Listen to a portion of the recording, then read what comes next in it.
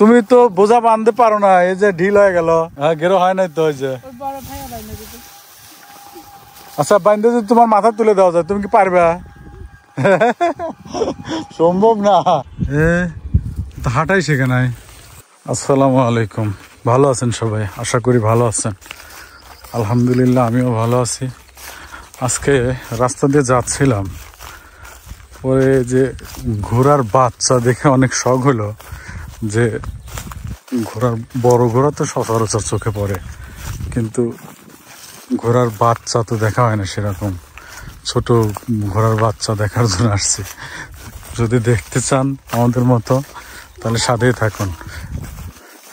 এই বড় ঘোড়া কিন্তু লাথি দেয় ভাই। ঘোড়া কি গোসর দেওয়া আছে? ও, তাহলে দড়ির বাইরে থাকো। সুমে, তুমি বাচ্চার কাছে যাইতে পারবা? বাচ্চা ভাইয়া, ঘোড়ার বাচ্চার কাছে গেলে ওর মা তো আবার ছুটে মুটে দৌড় দিবে না?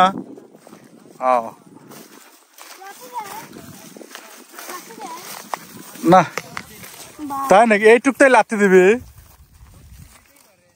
ও, এই দেখ ওর খালি পা চলে রে।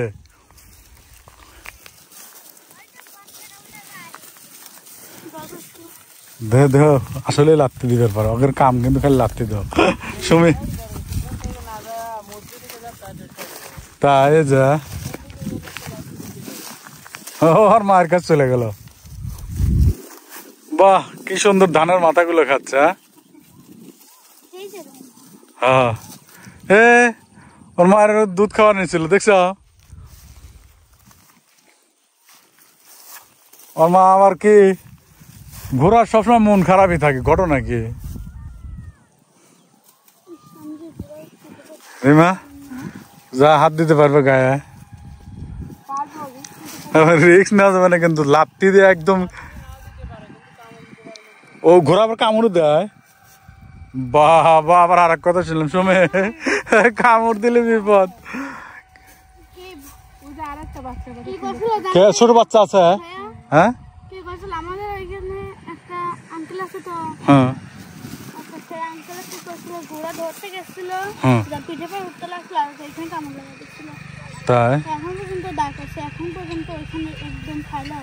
ঘোড়া কামড় দেয়?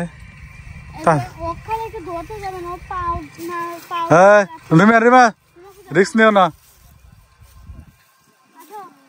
না না না,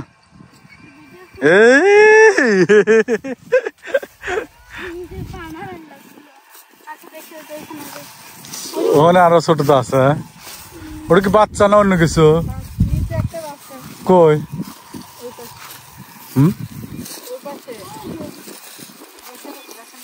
আচ্ছা দে, তোমরা দাঁড়া, চলো তো। পিচ্ছি কি করে দেখবো, পিচ্ছি কি কাজ করতেছে? চলো তো দেখি। আচ্ছা, ঘোড়া সবসময় রাগ উঠেই থাকে ঘোড়ার, মনে হয় নাকি? হ্যাঁ, কৃষক। তোমার নাম কি? ফয়সাল আহমেদ। লেখাপড়া করো? আরবি? ও, মানে স্কুলে ভর্তি হও না, মাদ্রাসায় পড়ো?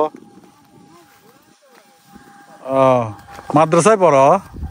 তুমি তো বোঝা বাঁধতে পারো না, এই যে ঢিল হয়ে গেল। হ্যাঁ, গেরো হয় নাই তো। ওই যে আচ্ছা, বাঁধতে যদি তোমার মাথা তুলে দেওয়া যায়, তুমি কি পারবে? সম্ভব না। তাহলে মাদ্রাসায় কোন পর্যন্ত আমপাড়া পড়তে চাও? আমপাড়া পড়ো নাকি? কায়দা কেবল ভর্তি হয়েছে নাকি? চাহিদা বাড়ানো লাগবে, ভালো করে লেখাপড়া করা লাগবে, বুঝছো? চলো।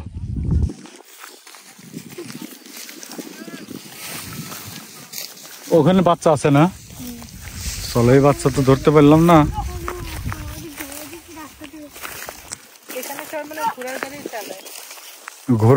ঘোড়ায় হচ্ছে এদের হচ্ছে মানে এই আবাদের মনে করো যে মূল হাতিয়ার, বুঝছো? তুমি তো ভয় পাও না দেখতেছি। ঘোড়া যদি দৌড় দেন তোমার দিক, এই দেখো তো।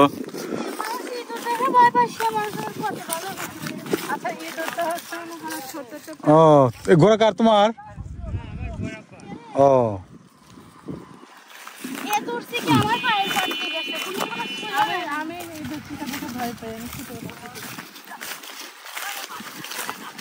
আর রাত করে যদি কানের ভিতর পিঁপড়ে যায় তাহলে কেমন লাগে?